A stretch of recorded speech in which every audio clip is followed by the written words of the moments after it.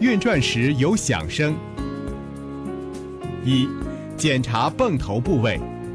一、活塞磨损量大或安装新活塞时未涂黄油，压紧垫未压正，致使活塞与钢套受力不均匀，发出吱吱声响。维修方法：更换活塞或重新安装。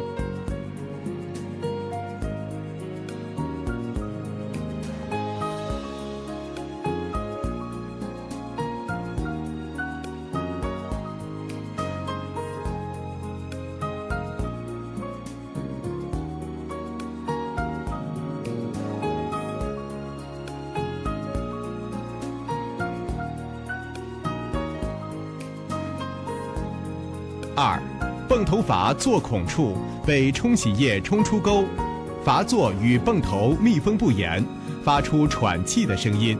维修方法：检查并更换泵头。三、小刚劲的泵易出现挡泥板靠前，运转时挡泥板封住钢套后端，发出砰砰的声音。维修方法：调整挡泥板位置。四、钢球和阀座磨损量大，各钢钢球升降时间不协调，发现噪声。维修方法：更换钢球、阀座。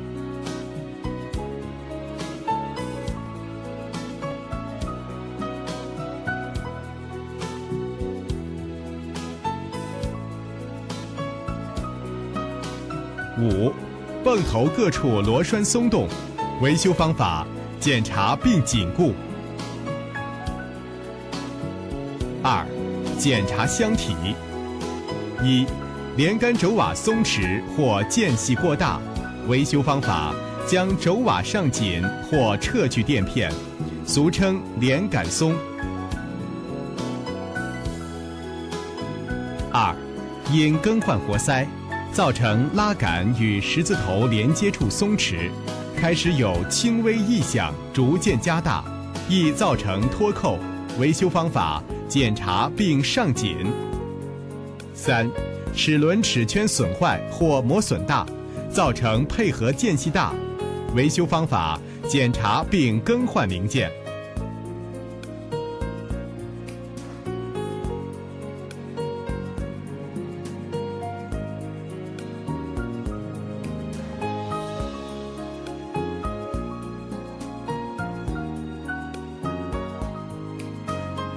四、轴承被压得紧或轴承受伤，刚开始轴承孔处发烫，后来发出响声，最后轴承被抱住。维修方法：检查并更换轴承。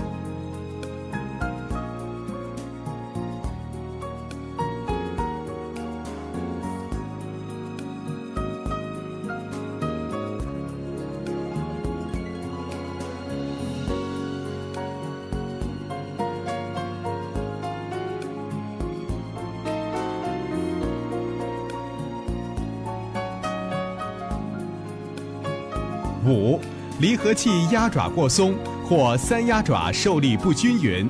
维修方法：检查并调整到适当位置。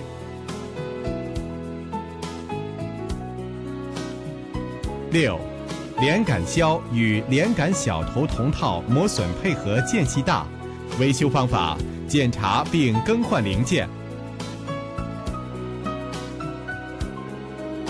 七、箱体各处螺栓、螺母松动。维修方法：检查并紧固。